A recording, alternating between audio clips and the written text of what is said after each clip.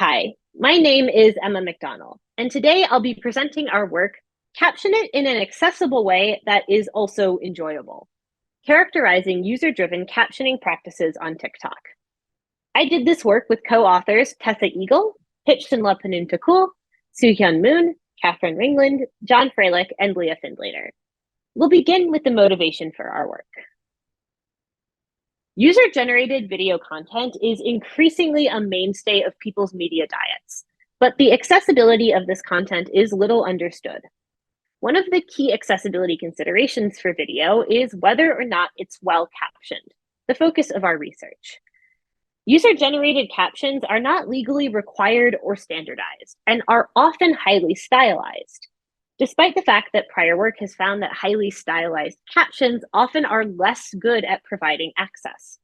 So we wanted to understand the current state of user-generated captioning on one of the biggest platforms for user-generated video content, TikTok. Launched in 2016, TikTok is a leader in user-generated video. Yet they did not implement a closed captioning feature until 2021. This did not mean that all TikToks were uncaptioned prior to 2021, however. To understand why, I'll explain some captioning lingo. First, there are two main kinds of captions. Open captions are captions that are burned into a video that can't be turned on and off. And next, there's closed captions, which are not a part of the video. They're displayed in an overlay that can be turned on and off. Most television captioning is a closed captions model, but prior to 2021, TikTok was captioned using open captions, and they have remained a mainstay of the platform. TikTok's closed caption feature is much less consistent. So for our study, we investigated how TikToks are open captioned, guided by two research questions. First, how is user-generated captioning implemented on TikTok? And next, how do choices made in generating and placing captions impact TikTok users who need captions to meet a deafness or disability-related access need? To answer these questions, we ran a two-phase study, a content analysis followed by an interview study. For our content analysis, we identified two types of content we were interested in understanding the captions of. First, general audience videos, which we define as content TikTok would be likely to show a user it knows nothing about. If you were to encounter a random TikTok video, what might its captions look like? But we also wanted to learn from the group that we hypothesized might be at the cutting edge of user-generated captions, people making deafness and disability-related videos. We defined this as content that creators self-identify as related to deafness and disability via the use of one of 5 hashtags: hashtag deaf, hard of hearing, disability, accessibility, or neurodiversity. Having defined the videos we were looking for, we began by manually collecting both kinds of videos. We collected 1,654 unique general audience videos and 1,029 unique disability and deafness-related videos. We then randomly selected and coded 150 of each types of videos and analyzed them using an open coding framework, resulting in a final analyzed set of 300 videos. Having completed this process, we also wanted to understand how the methods that we were observing in our content analysis impact people who need captions to access TikTok, and conducted an interview study. We had 9 participants who used captions to access TikTok due to deafness, disability, neurodiversity, or a related condition. And they joined us for a 60-minute study session where we discussed their current use of TikTok and opinions on captioning, their reactions to specific TikTok captions selected to highlight our content analysis findings, and their desires for the future of user-generated captions. Let's get into what we found. Today, I'll highlight findings in 2 key areas. First, elements of captioning, and next, desires for the future. Before we jump into the findings, I want to highlight that while I will be showing some stills that look like TikToks, we use simulated data for this presentation to protect the anonymity and ownership of the videos that we analyzed in our data set. The first batch of findings we'll look at is elements of captioning. In doing our content analysis, we identified 3 key aspects of open captions that were relevant to understand. First, how are audio and language represented in text? Next, how are captions styled and placed? And finally, the content of captions themselves. We'll begin with how audio and language are represented in text. Human utterances, particularly speech, were captioned in most videos.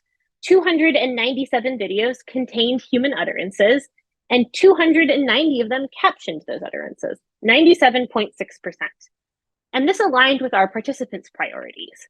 As P1 explained, when it comes to speech, no captions, and I just scroll past. All other sounds, however, were largely uncaptioned.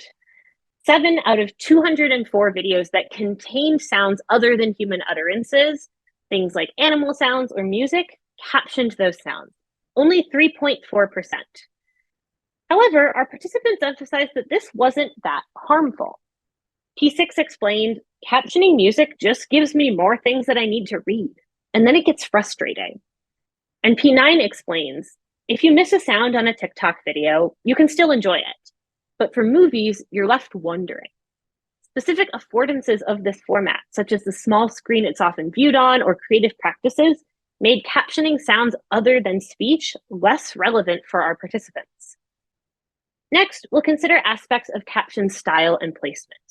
We observed varied approaches to caption styling and placement.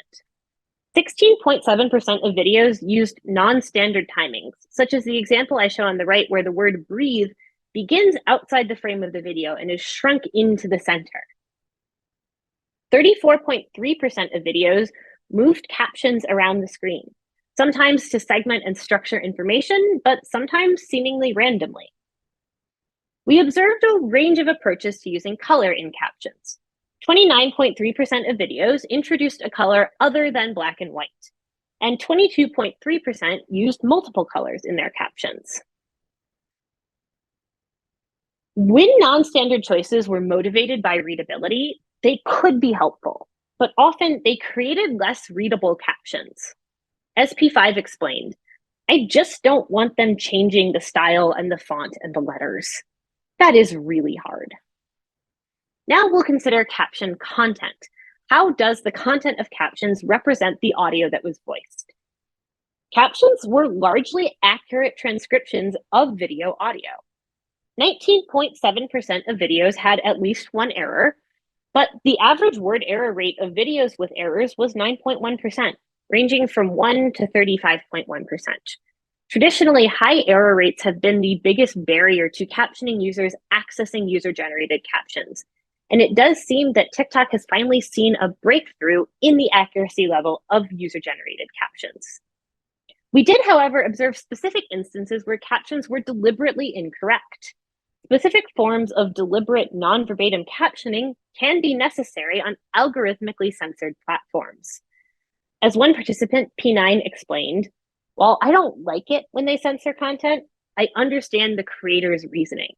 Because algorithms might remove videos that had objectionable content, it was more understood that creators might censor content not only as a patronizing move, as it is traditionally considered to the deaf community. We'll now discuss participants' desires for the future of user-generated captioning. Though TikTok is captioned at a level that allows caption users to enjoy the platform, we found that there is still significant room for improvement.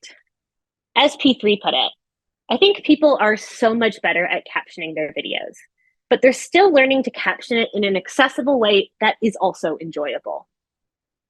The lack of a standard for user-generated captions is felt by caption users.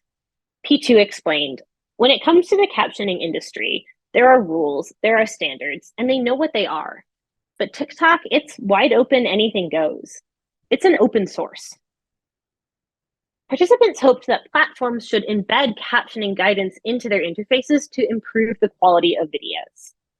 As P7 imagined, whenever they are posting something, they can have a prompt. Do you want to caption the video, or benefits of captioning? We'll now wrap up with some key takeaways from this work. First, thinking about how we can move toward a user-generated captioning standard. Our participants expressed that the lack of a standard made captions less usable, but we also found many ways that user-generated captioning does meaningfully differ from professional captioning.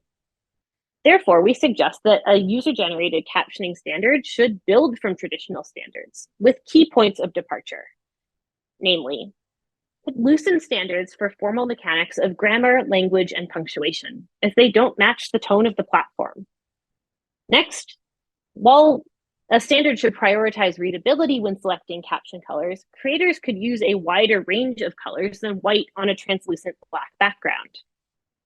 Next, music and background sounds should be captioned sparingly, prioritizing sounds that contribute to video understanding. And finally, non-verbatim or censored captions should be considered in the context of platform censorship and shadow banning practices. It's not realistic to insist that captions be verbatim on a platform that would censor videos based on the content of their captions. Finally, I want to reflect on collective access in action. Disability justice activists highlight that access needs can be articulated and met privately, through a collective, or in community, what they term collective access. And we see on platforms like TikTok that non-disabled people can and will take part in making content more accessible. Future work should investigate what drives creators to caption videos and how that could be translated into other digital accessibility efforts, imagining a future of digital accessibility that engages all internet users. I want to once again thank my collaborators as well as our funding sources that made this work possible. And thank you for your time and attention.